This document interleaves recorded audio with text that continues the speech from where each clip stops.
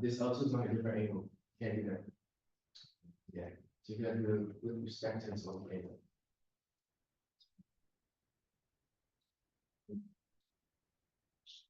I think it's my thing is weird is I found new data. I can use this. Yeah, like the previous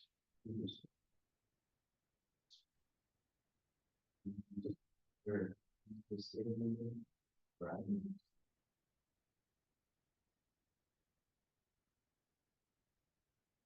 Yes.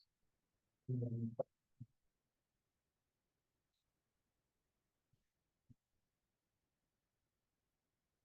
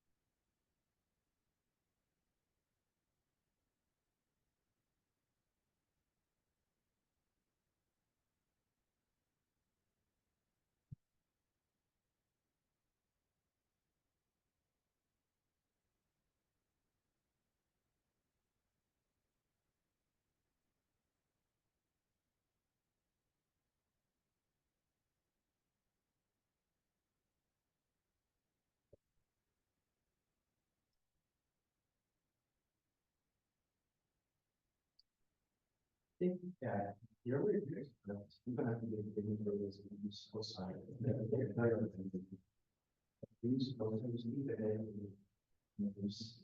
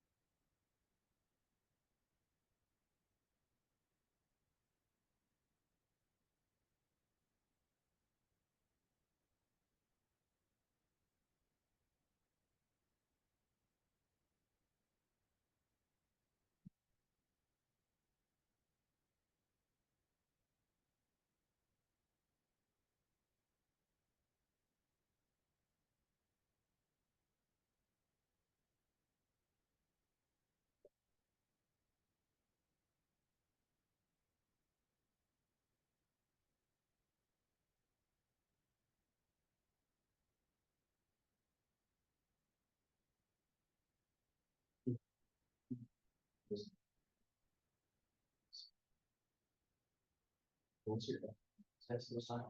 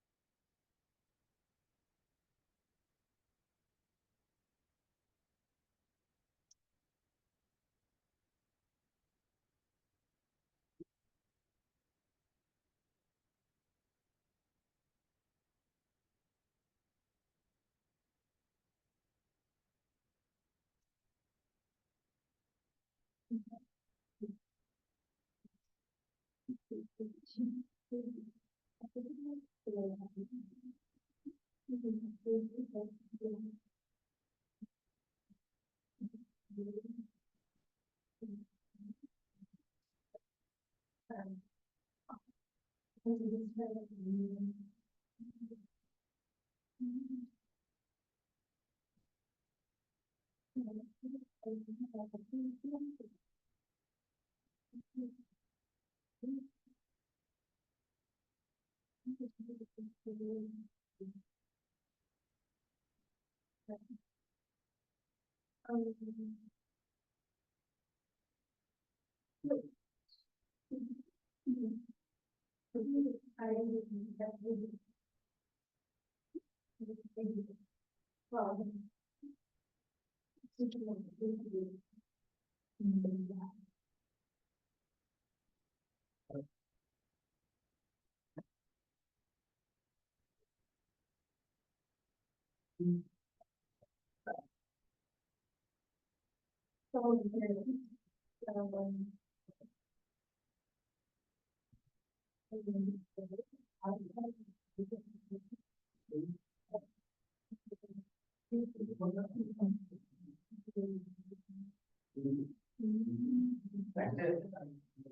I did, that's why.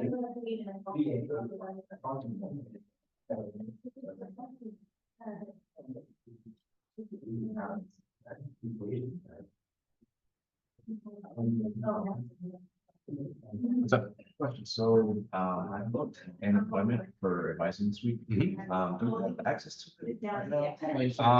Probably. Okay. When did you book it for? I believe Friday, but I'm not sure because they never sent me even a confirmation. You called my appointment. Okay, just wanted to confirm that. Okay. Okay. Yes, we're in a new system, so yeah, I think they send you a reminder just one day before. Gotcha. Yeah. Okay, cool. Thank you, sir. Yep.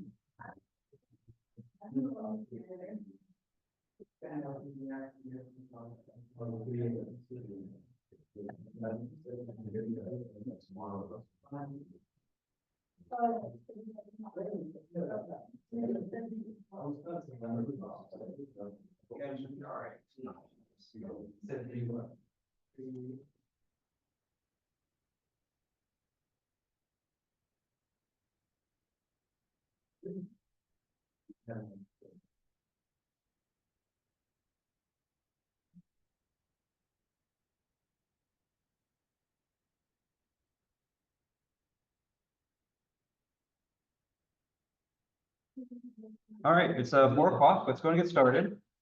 All right, good afternoon, everyone. How's everyone doing today? Good, good, hanging in there. Sure, things are getting busy now, so this is kind of when the real semester begins. Okay, so plan for today. We're mostly going to be covering lower extremity stuff today, so we're going to be starting that set of lecture notes. The last thing I wanted to talk about with upper extremity was just talking about some of the common injuries, and so we'll be doing that first thing, and then from there we'll be moving on to the lower extremity. Okay, so some announcements. Remember, homework 2 is due soon. I believe is due tonight. So make sure you get all that in time. I have homework 3 just about ready for you guys, and so I will probably post that sometime tomorrow morning when I have a bit more time. Okay. All right. Any questions I can answer before we get started? All right. Oh, so homework 3 will be the last homework that we're going to have before the midterm exam. And so usually I like to, have 2 or 3 homework assignments per midterm. So for this first section, it'll be homeworks 1, 2, and 3. That's what you're primarily going to be focused on for the exam. I don't remember if it was this class, but I think someone asked me in another class about study guides. So a week before the midterm exam, I'm going to post a study guide onto Canvas. I'll send an announcement, to everyone too once it's posted, and that's mostly just there to help you guys study as well, right? So for the midterm exam, generally, what I recommend to people is to, first of all, use a study guide. There's just naturally just a lot of content that we've gone over, and the study guide is there to kind of help you organize kind of your studying. So if you kind of look at the study guide, and if you look at the homeworks too, I kind of break down a lot of the knowledge in terms of conceptual information and problem solving information. And so the study guide will help you kind of sort all the conceptual information there. Question in the chat, when is the midterm? That is a great question. So the midterm exam, let me go ahead and bring up the syllabus on my phone here.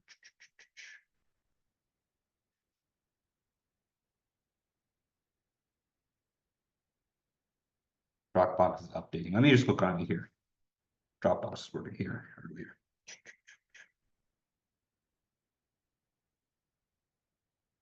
Let's see, midterm exam, midterm 1 is gonna be Wednesday, October 9th. So that's not next Wednesday, but the Wednesday after that. So I think early next week, what I'm gonna do is I'm gonna post a study guide on Monday for you guys. Okay. And then I'll post the next homework tomorrow, and it'll probably do end of next week. Yeah. Should be a pretty short one. I think it should just cover the lower extremity stuff. Okay, all right. Are there any questions on the midterm or just anything that's coming up before we begin? Yeah. What's the structure of the exam going to be like? Yeah, so the structure of the exam is going to be, there's going to be 4 short answer questions. So the short answer questions are going to cover all the conceptual information or cover that stuff. And then there's going to be 3 problem solving questions. So for the problem solving questions, you can pretty much expect them all to be, the static analysis. And so I'm going to give you a static situation, and just like we've been doing, going to solve for the muscle force and the joint reaction forces. In terms of point breakdown, the conceptual questions will be worth about 40% of the points. That's what I usually do. And then the 3 problem solving questions together will be worth 60%. Yeah. Any other questions on the exam or anything? Okay. All right, so let's talk about injuries. So actually, let me switch over to the desktop here, just so I can just so you can see pictures, right? I tried to draw pictures before on my notepad, but it did not work out. So I think the best thing is just to kind of show you the images here. Okay. So let's talk some common injuries. And so, there are 3 main joints in the upper extremity that we talked about. There's the shoulder joint, there's the elbow joint, and the wrist joint. And so each of those joints, kind of based on their biomechanical characteristics, are kind of subjected to different types of injuries, or I should say, different types of injuries are more common at certain joints. Okay. So the shoulder joint, the most common injury you'll probably see at a shoulder joint is a dislocation, right? Remember, we talked about the shoulder joint is probably the most flexible joint in the body, in that it allows the biggest range of motion. Part of that reason is because that the joint itself isn't naturally very stable, and so it is very easy to dislocate the shoulder joint. Okay, and so the most common way to sustain a shoulder dislocation is if your arm is abducted, so your arm is kind of far away from your body and externally rotated. So if your hand is kind of supinated like this, and you sustain kind of a force on your shoulder right there, that's the most vulnerable that you are, in terms of getting a shoulder dislocation. That's because that's the position where the head of the humerus is kind of out far from the glenoid cavity. So that's the most vulnerable part. Okay. And the thing is, if you've had prior dislocations, probably you've heard this before, it kind of predisposes you to be more vulnerable to dislocations in the future. The reason for that is that once you kind of dislocate your shoulder once, a lot of the ligaments and a lot of the connective tissue in the area kind of just naturally get loosened. And so you kind of lose a lot of stability, once you dislocate your shoulder once. So once you do it once, then it's more common, and you kind of have to be more careful about that in the future. Okay. Another common injury that you'll hear happen at the shoulder joint are injuries called rotator cuff injuries. Okay. So we didn't really talk about the rotator cuff. So the rotator cuff is a group of muscles and ligaments and tendons that kind of wrap around the shoulder itself. It's not just a single muscle or a single ligament. It's kind of a group of muscles, right? And, you know, if you undergo a lot of large kind of overhead motions or rotational motions of the arm, you know, it tends to kind of fatigue out and kind of, you know, damage the rotator cuff. And so people who engage in a lot of these activities, mostly athletes who maybe engage in a lot of throwing, you know, maybe you play baseball or football or tennis or something like that, or maybe you're a swimmer and you're doing, you know, overhand strokes with your arms quite a lot, you know, you're kind of susceptible to rotator cuff injuries. Okay. So out of the three joints in the upper extremity, you know, the shoulder, I think, has the most kind of variety of different injuries. Okay, so let's talk about the elbow. So the elbow, injuries at the elbow are relatively uncommon, especially when you compare it to the shoulder and the wrist, but it is still possible to get an injury there. Okay, so compared to the wrist joint, which is, you know, kind of like a ball and socket joint, but it kind of behaves like a saddle joint, and the shoulder joint, which is a ball and socket, right? Your shoulder is merely just a hinge joint, so it has the least amount of degrees of freedom, the least amount of flexibility, and so that kind of gives it a lot of, you know, stability in terms of injury risk. Okay, so probably the most common type of injury that you can see at the elbow are overuse injuries. So very similar to kind of the rotator cuff injuries that we saw on the previous slide. You know, if you kind of put your elbow continuously in a situation where you're stressing the ligaments and tendons and the elbow, that's going to cause some injury. So one common example of this is a condition known as tennis elbow. So the scientific word for tennis elbow is epicondylitis, right? So just like the name implies, it's very common among people who play tennis. And basically, this is an inflammation of the ligaments and tendons on the lateral side of the humerus, and so on the outside of your arm, caused by, you know, repeated motion of, you know, mostly it's kind of the forearm motion. Okay. Elbows are also subject to dislocation, but it's pretty rare. You know, the elbow joint is pretty stable. You're not going to dislocate it very often. And so usually when it happens, there's usually a very large kind of external impact that's placed at the elbow. Okay. So one such case is, you know, if you've ever played any kind of, you know, like if you've ever gone snowboarding or something like that, and you're falling forward, you know, the thing they always tell you is, you know, don't brace your fall with your arms, because if you do so and your arms are kind of locked, then that's a situation where you could dislocate your elbow, as well as hurt your wrist really bad too. All right, and then finally we have injuries at the wrist. Okay, so wrist injuries are becoming more and more common among our population, just because, you know, we have more people that are using a computer for long periods of the day. You know, people are on their phones a lot of the time, so it places a lot of stress on the wrist. Okay, so you have there are, of course, acute injuries that can happen at the wrist, and so if you sustain a large load, if you kind of brace your fall with your arms, you know, that can cause, you know, a dislocation or a broken bone and so on and so forth. But the most common injuries that we're seeing at the wrist nowadays are because of, you know, what are called kind of overuse injuries. Okay, so one common injury that you've probably heard of is carpal tunnel syndrome. Okay, so carpal tunnel syndrome, you know, is very common in people that work on their computers all day. And so if you're, you know, in a situation where you're kind of resting your wrist on kind of a hard surface for long periods of the day, you know, that's the type of behavior that can put you at risk for carpal tunnel syndrome. Okay, and so obviously it's not like a, you know, we call it an acute. It's not an acute injury where it's, you know, you don't put your hand on the table and then all of a sudden you feel pain, right? It's something that occurs over long periods of time. Okay, so the direct cause of carpal tunnel syndrome is still kind of an active area of research. But the cause of the pain is pretty well known, and so inside your wrist, you know, your wrist actually has, you know, a lot of nerves that go through your wrist, just because your fingers require a lot of nerves to kind of, you know, do what they need to do. And so you have this kind of big bundle of nerves that kind of run through the middle of your wrist, right? And that tunnel where all those nerves kind of run through is known as the carpal tunnel, right? So there's one particular nerve or one particular bunch of nerves inside the carpal tunnel called the median nerve, okay? And so people with carpal tunnel syndrome, basically what happens is that this area of the wrist because you're kind of constantly putting pressure on it, this area of the wrist here kind of becomes inflamed, okay? And so it starts to swell up. And so as that area of the wrist starts to swell up, it starts to pinch this nerve right here, okay? And so as that nerve gets pinched, that's when you start to get sensations of pain, some numbness, some tingliness sometimes in the wrist, okay? And so it's not a major structural damage, and so it's not like you're tearing a ligament or you're tearing a tendon in there. It's literally just you're just getting a little minor swelling, and it's happening in the exact spot that's going to pinch a nerve. Okay. And so doctors are seeing people with carpal tunnel syndrome a lot more common nowadays. And so if you're in a situation, so if you're at a job where you're sitting at your computer all day with your hands on your keyboard, you want to make sure you give yourself plenty of rest. You don't rest your wrist on your table for long periods of time.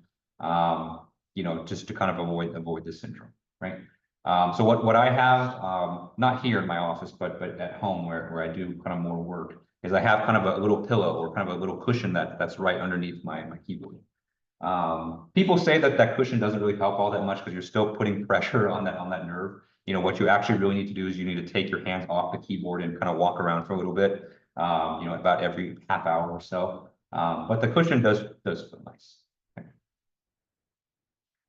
All right. Any questions on this? Okay.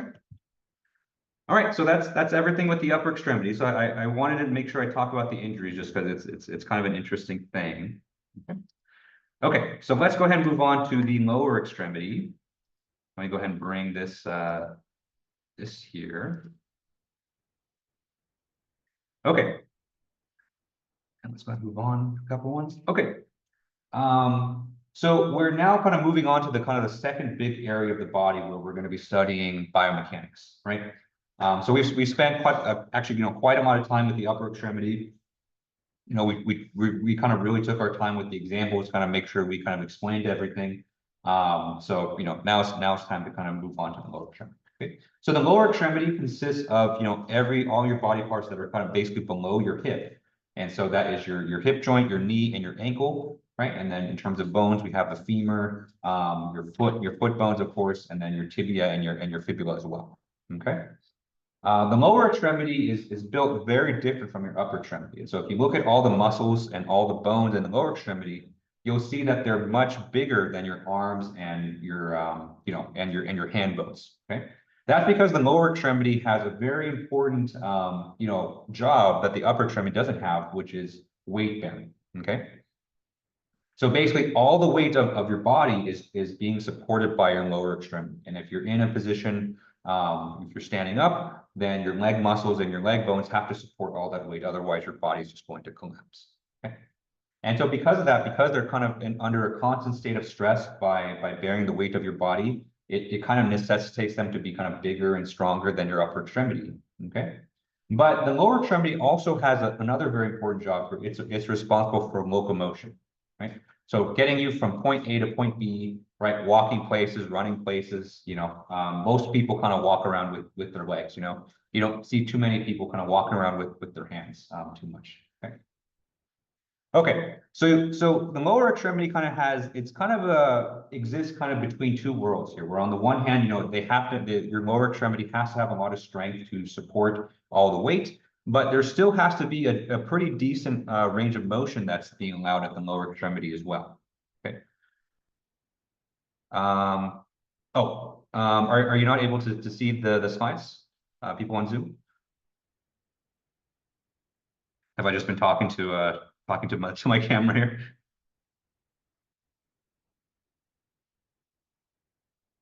Oh, okay. Maybe there was a moment where I wasn't sharing. Yeah. Okay.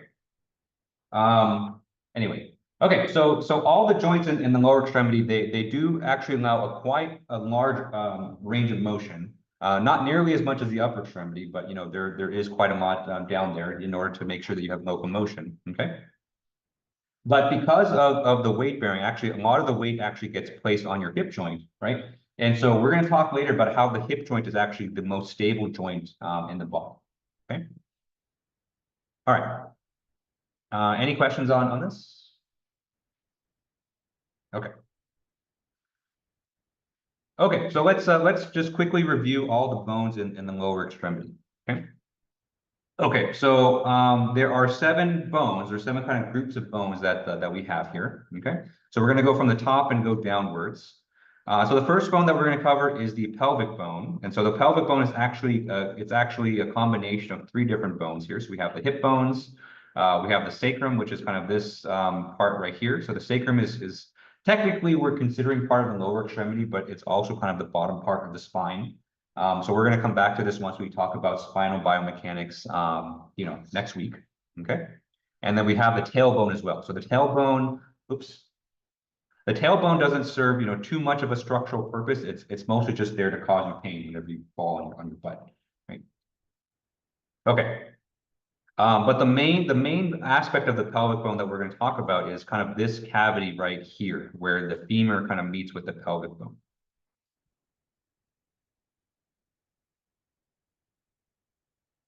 Sorry. Oh. This mouse is so unyielding. Okay.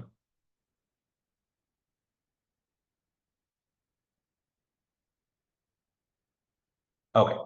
Okay. So yeah. So it's yeah. Hopefully everyone's able to see on Zoom.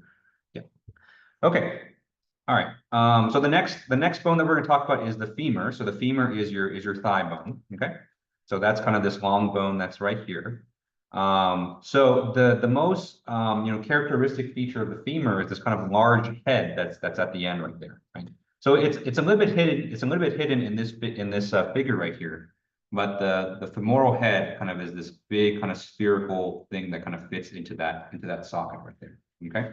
And because it has such a large surface area, and because there's such a deep socket within the pelvic bone, the hip joint actually makes for one of the most stable joints in the body, but also gives you a very large range of motion as well. Okay.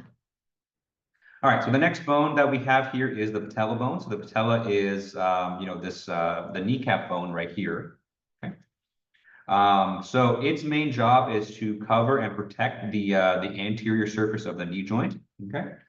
So it just because of the way we walk, we kind of lead with our knees most of the time whenever we take a step. A lot of times, we kind of bump into stuff with the knee. So to kind of prevent any kind of injury to the ligaments down there or to the joint, the patella bone is there to kind of help prevent those injuries.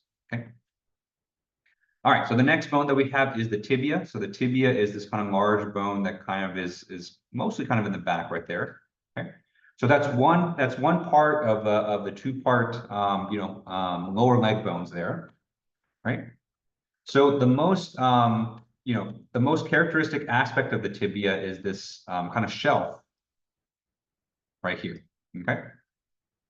So even though you have 2 bones that are kind of in parallel in the lower leg, the fibula, which is the smaller of the 2, does not really participate in the knee joint at all, right? So the tibia has this kind of very large kind of platform here. And in fact, some people even call it the tibial plateau, right? And that kind of forms the bottom of the knee joint. Okay. The other bone we have here is the fibula. So the fibula is this kind of smaller, more slender bone that's kind of down on the other side of the leg. Okay. And this one connects more with the ankle joint down here, right? So you have a lot of ligaments that attach, that kind of keep the ankle joint together attached to the fibula. And then the last couple of groups of bones that we have at the bottom here are the tarsals and the metatarsals. And so those are all kind of the small bones that are in your feet and all the small bones that are in your toes. Okay. All right. Any questions on the bone anatomy of the lower extremity?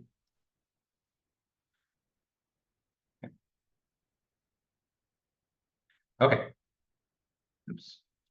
Okay, so let's talk joints. So there are 3 major joints in the lower extremity, and so we have the hip joint. I've been kind of talking about the hip joint a lot today.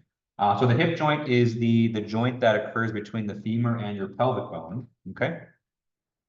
So this is a very classical kind of ball and socket joint, very similar to the shoulder joint.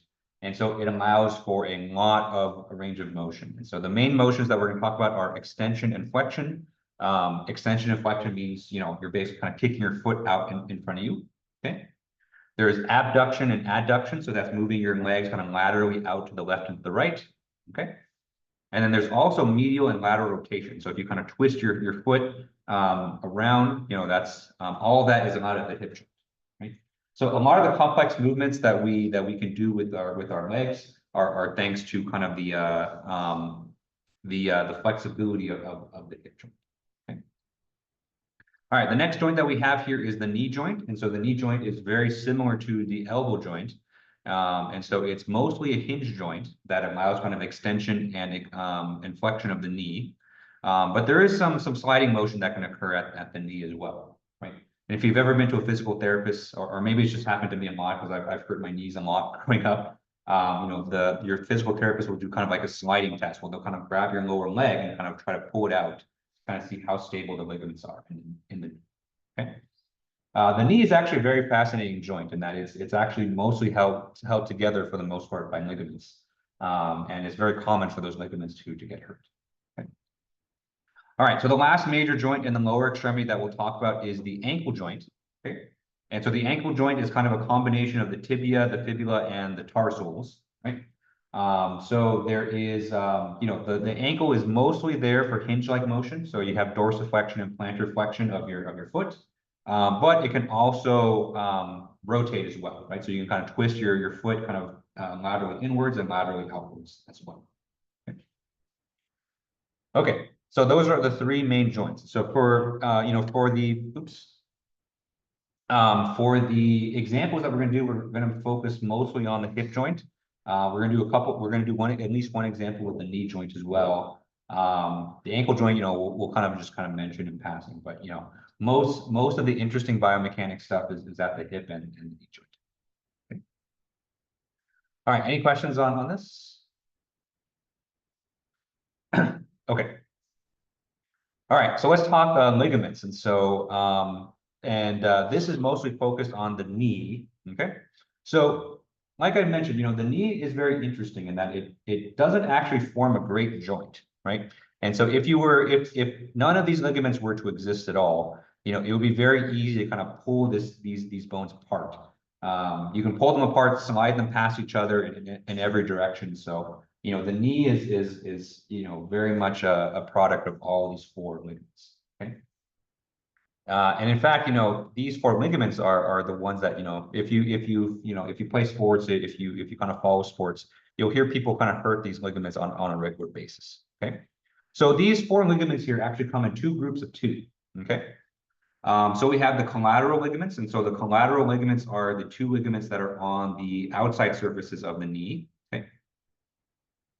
So that consists of the LCL. The LCL stands for the lateral collateral ligament. Okay. And so that's the ligament that's kind of on the outside surface. And so if you kind of reach down with your hand on the outside surface of your knee, that's kind of what you're feeling there. That's the LCL. Okay. And the other ligament that's at your knee is the MCL. Okay. So the MCL stands for the medial collateral ligament. And so that's on the inside surface of your knee. Okay. And both of these kind of protect the outside of the knee. And so their main purpose is to kind of protect your knee against any lateral impacts, right? So I think we talked about it in a previous lecture. If you have kind of an external force that kind of strikes your knee, right? The main structures that are preventing your knee from just completely buckling in on itself and breaking are these two ligaments here. Okay. The one that is more commonly injured is the MCL. Okay. Because it's just a lot more common for people to sustain impact from the outside. Okay. And so if you sustain an impact from the outside of your knee on the lateral surface, the one that's going to be holding that together is the MCL. Okay. LCL injuries aren't as common just because it's not that common to receive a strike or an impact from the inside surface of your knee. Okay. So most commonly you're going to hear people hurt their MCL more than the LCL. Okay. All right, and so the other pair of ligaments that we have in the knee are the two cruciate ligaments, and so those ligaments get their name because they form literally like a cross on the inside. Okay. Okay. So the two cruciate ligaments, one is called the ACL. Okay, so the ACL stands for the anterior cruciate ligament. Okay. And the other ligament is the PCL, which is the posterior cruciate ligament. Okay. And these ligaments here get their name based on the directions that they point. Okay, So the anterior cruciate ligament, you can kind of see from this image here. Let me actually delete these drawings here, right? So the ACL, you can see here, kind of starts in the back of the knee and then kind of comes forward and attaches on the anterior side. Okay. Remember, anterior is the name that we give for the front of your body. Okay. And so because the primary attachment on the tibia is on the anterior side, we give it the name anterior cruciate ligament. Okay? Whereas the PCL does the opposites. The PCL kind of connects, where it attaches to the tibia is kind of in the very back of the knee, right? So it's a little bit obscured by this image here, but the attachment point is kind of back here. Okay? Hence the name PCL. Okay. And so between these two ligaments, the one that is most commonly injured is the ACL. Okay. So the ACL and PCL, what they kind of prevent is they prevent kind of sliding motion, in between your two bones there. Okay. So they prevent, forward sliding and backward sliding of your knee, right?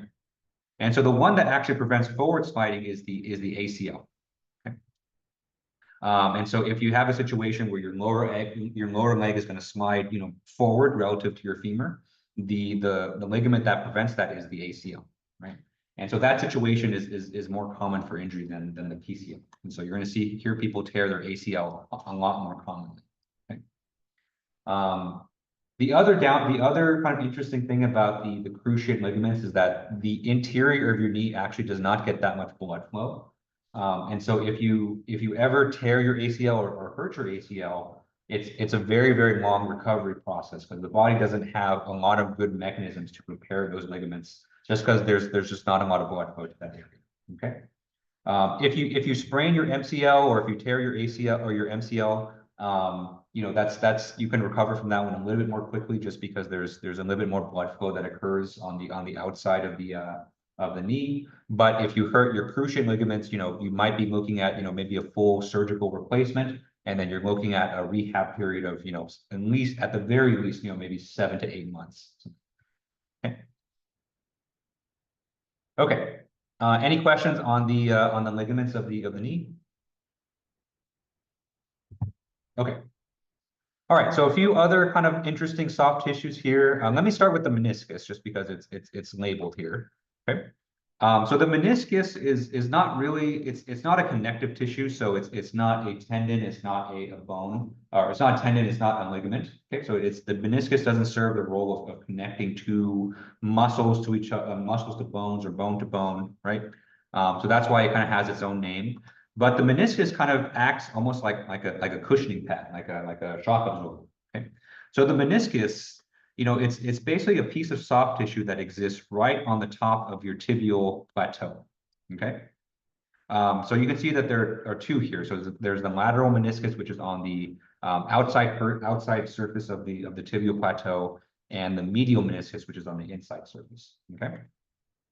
And so as you can imagine, as you kind of walk or as you kind of run, as you place weight, right, your knee joint is going to be subject to a lot of impact forces. Okay. And so as, let's say that your foot's stepping down, right, as your foot steps down, there's going to be a lot of forces that kind of drive the tibia kind of up towards the femur here. Okay. And so these two bones, right, because there's not really a real joint here, these two bones are going to impact each other a lot, right? Especially if you're doing athletic activity, you're jumping around a lot, you're running around a lot, okay? And so if the meniscus wasn't there, those two bones are going to contact each other, and you never want to have kind of bone-on-bone contact for a long period of time. And so that meniscus is there to kind of help kind of cushion those impacts and make sure that your bones kind of stay kind of healthy and pain-free. Okay. So the meniscus, not a connective tissue, but plays a very important role in the knee to make sure that your knee kind of has a lot of good long-term health. Okay. Okay. And so the last piece of tendon that we're going to talk about is the Achilles tendon. And so the Achilles tendon is not pictured here. So your Achilles tendon actually is kind of in the back of your foot. So it's kind of right above your heel. Okay. And so your Achilles tendon plays the very important role of connecting your calf muscle, so your gastrocnemius, to your foot bones. Okay. And it plays a very, very important role because whenever you kind of push off your foot, right? So let's say that you're kind of walking and you push forward on your foot, right? You know, your Achilles tendon is there to make sure that the force from your calf muscles transmits to the ankle joint, okay? And so if your Achilles tendon is completely torn, right? If your Achilles tendon is torn, then you kind of lose the connection between your calf muscles and your ankle, and you kind of just lose complete control of your foot, and you're not able to kind of push off, okay? And so an Achilles injury is actually a very, very serious thing. You know, in the worst possible case, you know, people kind of rupture their Achilles tendon, or they kind of, you know, almost kind of completely tear it. And so in those cases, you know, you kind of really have no choice, but you have to get surgery. Otherwise, you know, it's you know, you'd be walking on one leg. Okay. But there's a lot of other injuries that can happen at the Achilles. You know, one common injury is Achilles tendonitis, and so that is kind of a swelling of the tissue in the Achilles tendon, and so that can cause you a lot of pain because, you know, your Achilles is basically under constant pressure every time you take a step, every time you push off your foot, right? Your Achilles tendon is being stretched, you know, to allow that motion. Okay. All right. Any questions on the tendons and ligaments of the lower extremity?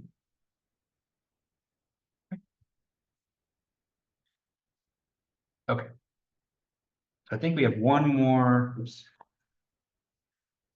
I think we have one more slide on the muscles. Yeah. Okay. So the last thing we're going to talk about, you know, before we start doing some problems is we're going to talk about the muscles of the lower extremity. Okay. Okay. So the lower extremity, you know, we're going to start with kind of your glutes here. Okay. So we have two gluteus muscles. We have your gluteus maximus, which is, you know, the kind of the very large muscle. That's kind of the muscle that people kind of associate with your butt, right? But there's also another gluteus muscle, which is your gluteus medius, which is kind of on the lateral side of the pelvis. And so it's not labeled here. Well, it's not directly labeled, but your gluteus maximus will be kind of this muscle right here, okay? Whereas your gluteus medius is kind of this muscle right here, right? So the one that's kind of on the slight lateral side, right? Okay. So these muscles are very important for hip movement. So the gluteus maximus is important for hip extension. Okay. So every kind of, you know, push off, you know, you kind of drag your foot behind you. That's your gluteus muscle. And then your gluteus medius is responsible for hip abduction. So, you know, moving your leg kind of away from your body. That's your gluteus medius. Okay. Another very important muscle group is your quadriceps. And so your quadriceps is the muscle that kind of is right on the front of your thigh. Okay. And so your quadriceps muscle is kind of it's a muscle that kind of extends over a couple of different joints. And so on the one hand, it's responsible for hip flexion. And so, you know, whenever you kind of bring your knee up towards your chest, that's your quadricep muscles mostly. Okay. And it's also responsible for knee extension as well, right? So whenever you kind of extend your lower leg out, that's your quadricep muscles. Okay. Okay. Next, we have the hamstring muscles. So the hamstring muscles is actually kind of a group of muscles that are on the back of your thigh. Okay. And actually, there are quite a few of the hamstring muscles that are labeled here. Okay. So the hamstring muscle group are all of these muscles here that are kind of in the back of your thigh, right? So you have your biceps femoris, your semitendinosus, and your semimembranosus. Okay. So all those muscles, they have kind of their own kind of distinct kind of attachment points, but they all kind of are roughly responsible for the same kind of motion. So that's why we kind of, you know, group them all together very commonly. Okay. So those three muscles right there are considered your hamstring muscles. Okay. And those are mostly responsible for knee flexion. Okay. So whenever you kind of bring you kind of make the angle of your knee kind of smaller, as well as hip extension. Okay. So your hamstring muscles kind of work together with your gluteus maximus to kind of help extend your hip joints. Okay. All right, and then the last group of muscles that we have here are your calf muscles. Okay, so your calf muscles again are a group of muscles that are in your lower leg. Okay. The main muscle that kind of produces, or the main muscle that that people work out whenever they work out their calf muscle, and it's the main muscle that's used in walking, is your gastrocnemius. Okay. So that's this kind of big, kind of, chunky muscle that's right here. Okay. There's another kind of longer muscle that kind of extends from the knee all the way down, called the soleus muscle. Okay. So that's kind of a minor muscle in your calf muscles. Okay. And there's another muscle group here called the perineal muscle group. Okay. That's kind of also kind of in this area as well. But the main muscle that people kind of associate with the calf is this gastrocnemius. Okay. And actually, you can kind of reach down into your lower leg and kind of feel it. It kind of, for most people, it kind of bulges out a little bit in their calf.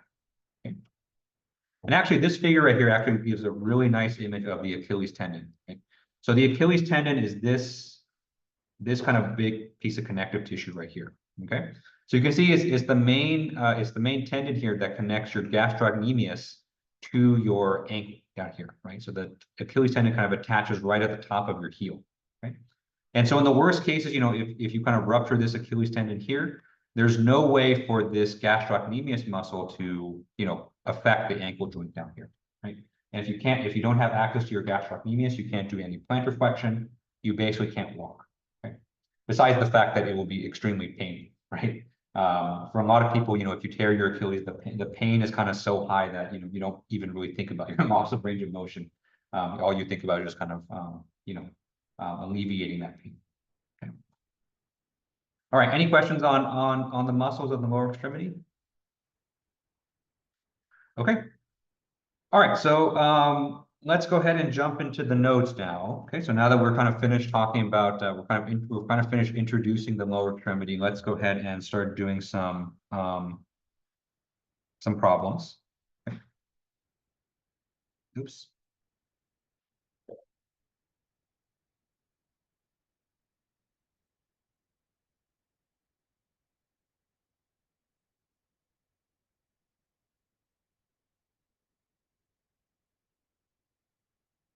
Okay.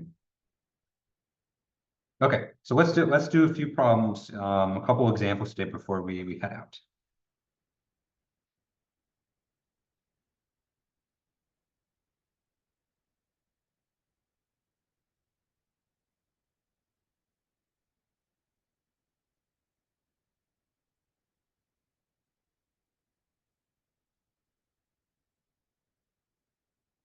Okay.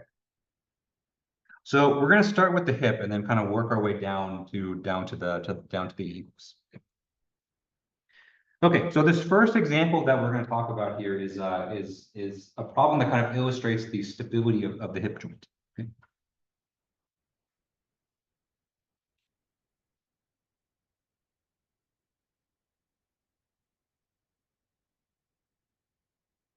Okay. So let's consider kind of a simple situation of a person kind of standing up straight, right? So there's this person is relatively healthy, and so they don't have any kind of issues with their posture or anything, and so they're just kind of standing up. Okay. Okay. So when you're just kind of standing up, right? There's actually kind of a really kind of interesting thing that happens because of the geometry of the hip joint itself. Okay.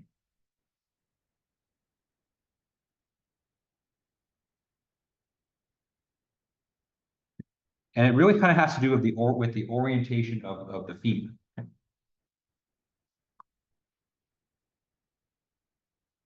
Okay.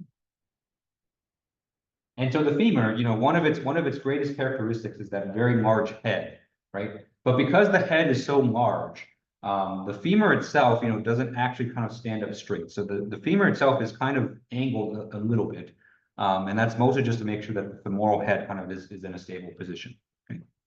And so because of this, when you're in kind of a normal kind of standing up position, the natural thing that your hip joint actually wants to do is that there's kind of an unbalanced force that tries to kind of push, that tries to push the femoral head out of the pelvic muscle.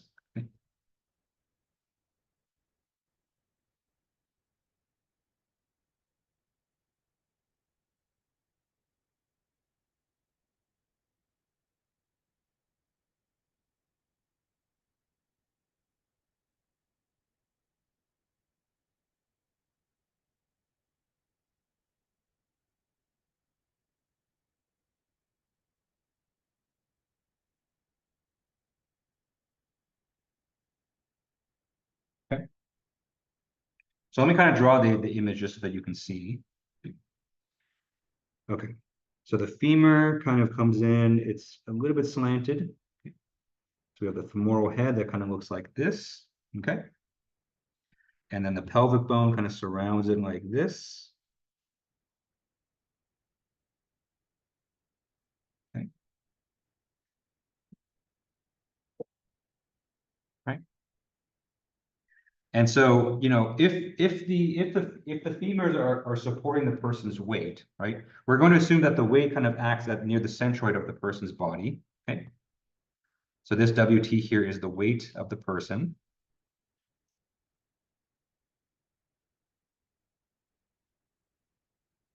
Okay. And so what tends to happen in this case, because the femur is kind of slightly slanted, right? We have a joint reaction force.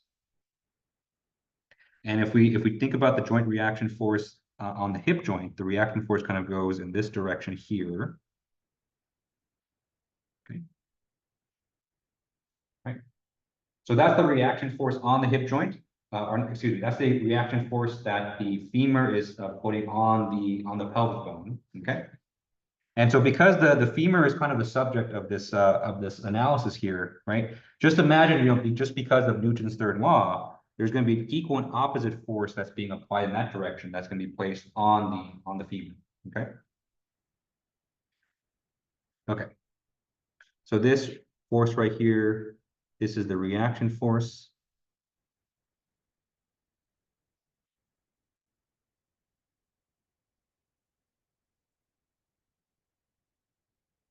This is the reaction force that the femur exerts on the hip joint.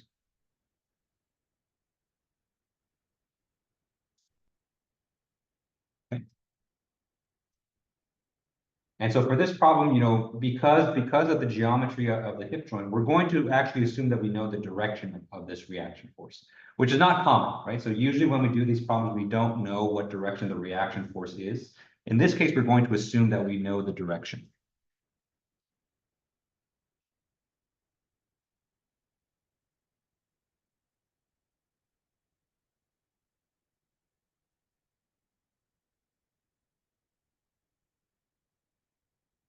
Okay. And so we're going to assume that this vector here makes an angle of 75 degrees with respect to the horizontal. Okay. And so if I were to draw kind of an imaginary horizontal line there, right, this angle that this vector forms is 75 degrees. Okay. And so we'll call this the reaction vector. Okay. Okay. So that's a little bit unusual, right? So usually we don't know the direction of the reaction force, but and so because we know the direction, you know, this reaction force really only constitutes just a single unknown, right?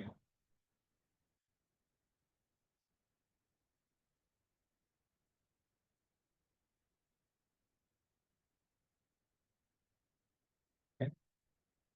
And so the only thing that we have to figure out in this problem is the magnitude of that reaction force. Okay. Okay. And so because of this reaction force, right, and remember there's an equal and opposite force that's being applied on the femoral head, right? The natural tendency of this force is to actually try to force this knee joint out. Okay. And so the natural tendency of this system by itself is to kind of rotate outwards like this. Okay. Just kind of just based on the directions of the reaction forces. Right. So what prevents that, right? And so, you know, people aren't just walking around and their hips just kind of coming out of their sockets, right? So what prevents that for most people is the action of your hip abductor muscles. So your hip abductor muscles is a muscle, you know, that was your gluteus medius, right? That's a muscle that kind of attaches kind of on the lateral side of your hip joint. Okay.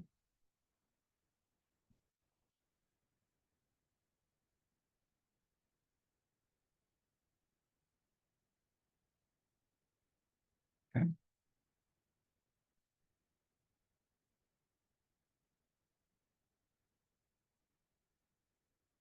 Right, and so what the hip abductor muscles do is that it applies basically a force in this direction, okay? And so the action of the hip abductor muscle is to counteract this rotation, okay? And so if you consider, the rotation point or the pivot point of that rotation is right there, okay? The natural thing for the reaction force to do is to try to rotate the femoral head counterclockwise around that joint, okay? The hip abductor muscles apply the counter moment there, okay? And so through the action of the hip abductor muscles, it kind of prevents your hip joints from kind of coming out. Okay. So actually, let me redraw this. Let me redraw it in a way that we can solve it. Okay. So let's assume that the hip abductor muscles, that's applied on the pelvic bone goes in that direction, okay? And let's say that we know the direction of this vector as well. So that vector there, when you make the angle with respect to the horizontal, is 70 degrees. Okay. Okay. So that's our problem, right? So we have two unknown forces here. Right. So what we want to do is we want to compute. Okay. Let's compute the magnitude of the reaction force R.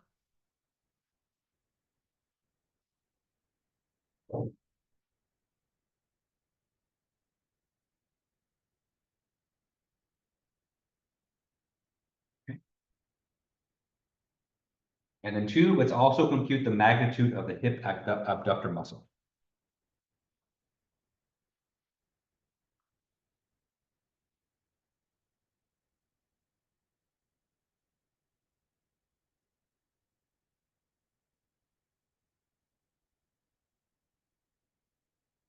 Okay.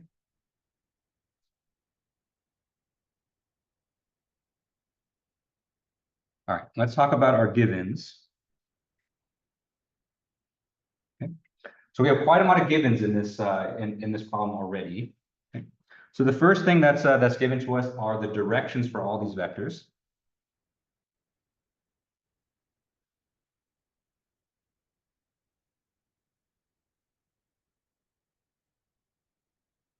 Okay.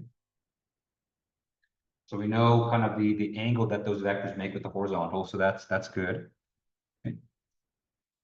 The other thing that we're going to assume that's known is the weight of the person. Okay.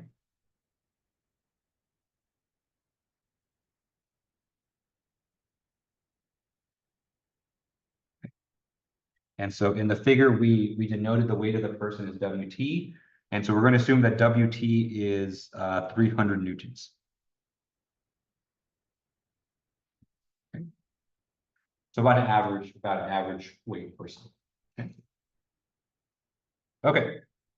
Any questions on the setup for the problem? Okay.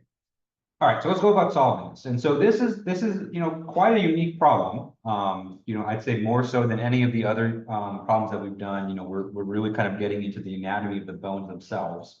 Okay. But the other unique part of this problem is that we only have two unknowns, right? So because we know the direction of the reaction force, that kind of eliminates one of the unknowns for us, right? And so since we only have two unknowns, we can actually solve this with only two equations.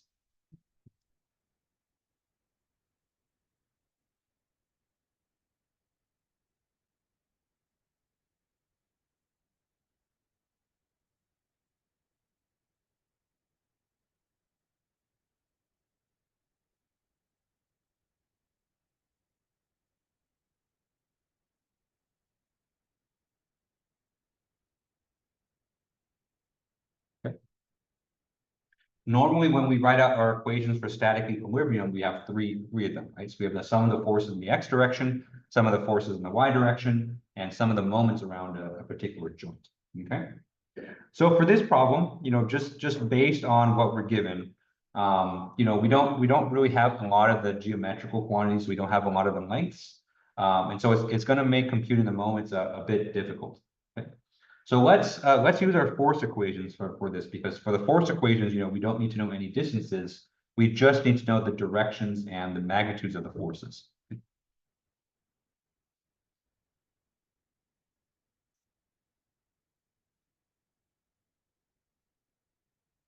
Okay. So let's say that we have the sum of the forces in the x direction. Okay. All right, so we have two forces that are contributing to the X direction, right? So we have three forces overall, actually. So we have our reaction force R, we have our muscle force M, and we have the weight. Okay. So the weight, as is tradition, for weight forces is just pointing directly downwards. And so the weight is not going to make any contribution to the X equations. Okay. So let's just sum up the contributions from the reaction force and the muscle force. Okay, so let's do the reaction force first. Okay. So we know the reaction force has a magnitude of R, which we're going to solve for in a second. Okay.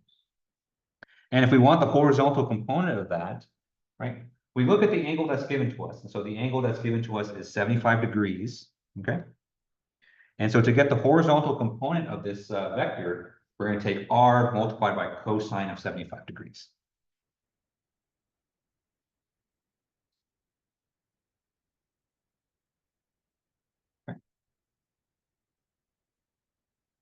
All right, so now let's compute the horizontal component of the muscle force. Okay, so our muscle force is Fm, and you can see that it's pointing down and to the left. Okay, and so the direction of this force is actually, if you compute the x component, right, the x component is actually going in the negative x direction. Okay, and once again, we're given an angle here that's relative to the horizontal. And so to get the horizontal component of Fm, what we're going to do is we're going to subtract. Okay. We're going to subtract Fm, and we're going to take cosine of 70 degrees. Okay. So those are the only two forces with a horizontal component, and so we're going to take their sum and set it equal to 0. Okay.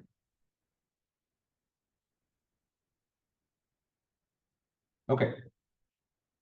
Any questions on this so far? Cool. Okay, so let's do the y equation.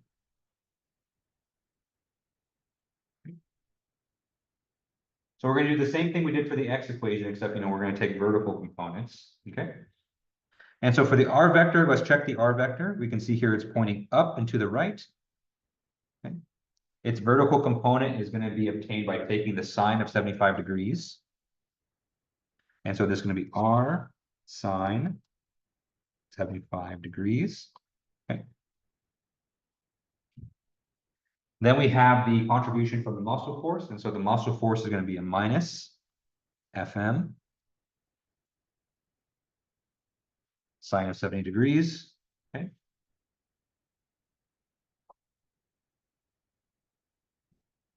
And then finally, don't forget the weight here. We have a weight force as well. Okay, so we have minus Wt, all is equal to 0.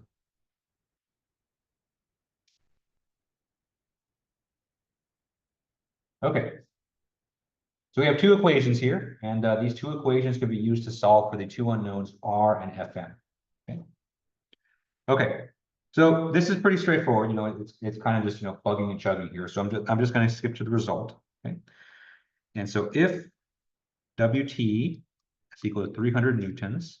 Okay.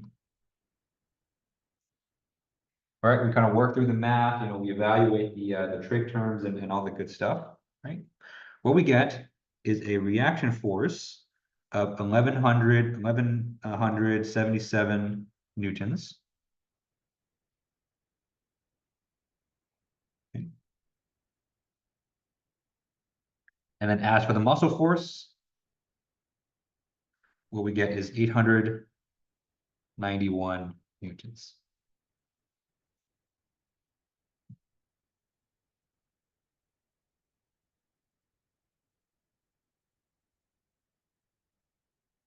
Okay. So one thing I want to highlight here is that if you compare these force magnitudes compared to the weight, right? So the overall weight of the person is pretty reasonable, right? That's a pretty reasonable weight. That's about maybe 140 pounds about. Okay. You can see that the amount of force that's being applied at the joint and that the muscle has to exert is much greater than this.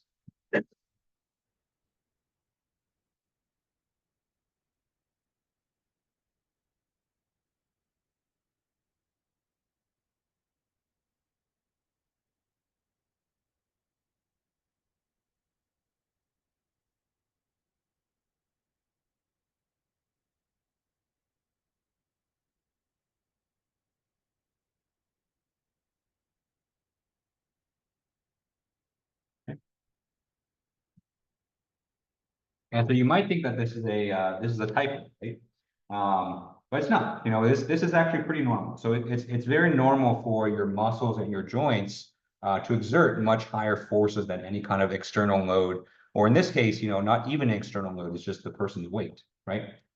So we saw that in the upper extremity as well, right? Part of the reason for this is that because of the geometry of your muscles, you have very kind of small moment arms. You have sometimes very small attachment angles. It's very common for your muscles and reaction forces to be much higher than the external loads. Okay.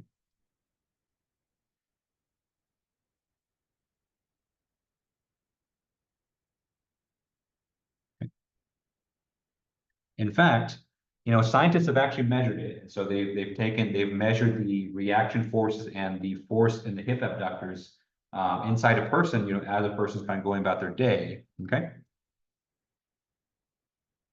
And what they found was that on average, the forces that your hip joint experiences is often 240% to 260% of the person's body weight.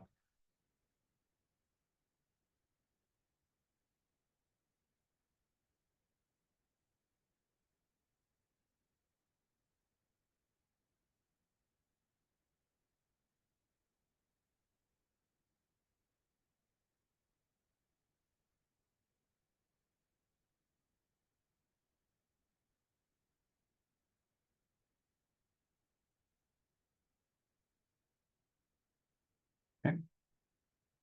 And that's just during normal kind of standing and walking, so not even strenuous activity.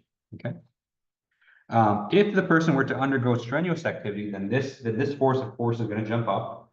Because if you're running, if you're jumping, if you're sprinting, then your muscles have to exert a lot more force. Okay.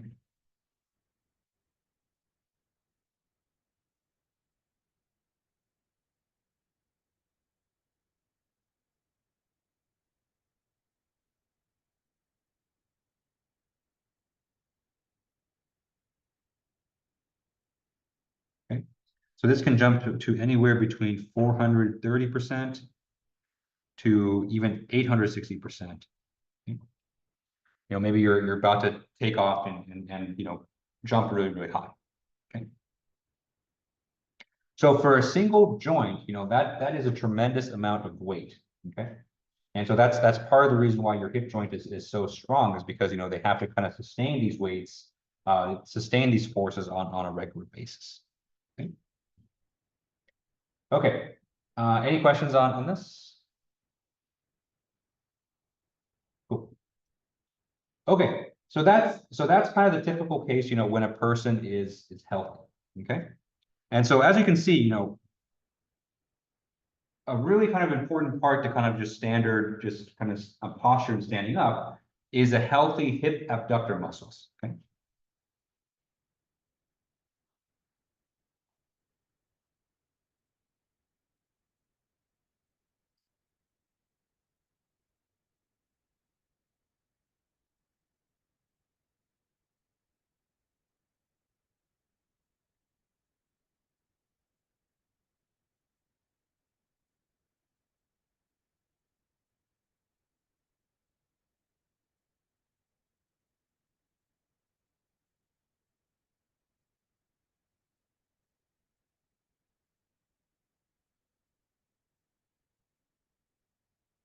Okay. So your hip abductors are kind of the main ones that's responsible for this. Okay. And what's fascinating about this is that oftentimes you don't even have to think about kind of flexing your hip abductor muscles, just because your body kind of does it involuntarily, right? So your body does a lot of kind of involuntary things just to make sure that you're alive. Oops.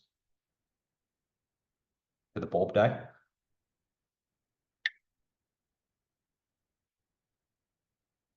Oh, Let me try resetting the system. All right. Anyway, I'll talk over the next part. So your body does a lot of really interesting things to kind of make sure that that your body is functional, right? Some examples of this is breathing, or your heart beating, right? You never have to really think about these actions occurring; they just occur, because of that. So normally, I think everyone kind of understands that, you breathe naturally, your heart beats naturally without you having to think about it. Normally, when you think about your skeletal muscles, right, you always think that you have kind of direct control over them, and all of the actions that your skeletal muscles do is voluntary. But that's not the case, actually. So actually, your skeletal muscles actually kind of flex on their own, without you having to actually, do anything as well, right? So your hip abductor muscles is one example. So, even if you're just standing there, you feel like you're not really exerting yourself or exerting muscles, your hip abductors are actually working really, really hard. And that's just that idea is going to become really important later once we get to spinal biomechanics as well. Okay, so a lot of the muscles in your back are also kind of constantly working; they're constantly flexing to make sure that you maintain balance and you maintain your posture. Okay. Okay, so it looks like the projector is not coming back, so the projector is done. So I guess we're going to call it early today. When we come back on Monday, when we come back on Monday, I hope the projector is fixed. But we're going to continue on with our examples here on lower extremity. Okay. All right. So thank you guys for coming today. I apologize for the technical difficulties. I don't even know who to call for this room, but I'll get it figured out by Monday. So hope you guys have a good weekend, and I will see you on Monday.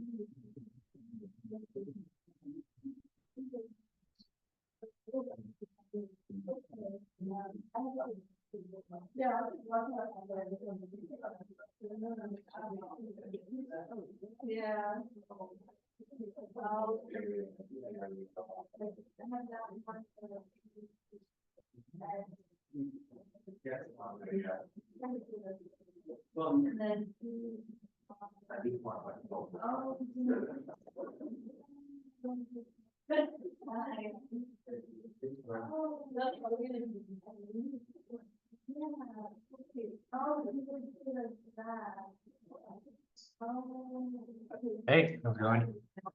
Yeah.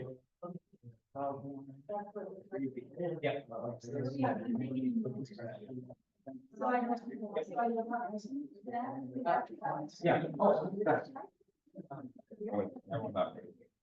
Yeah, it's basically the same. So the only difference now is that the arm is kind of. Yeah. That's the only thing.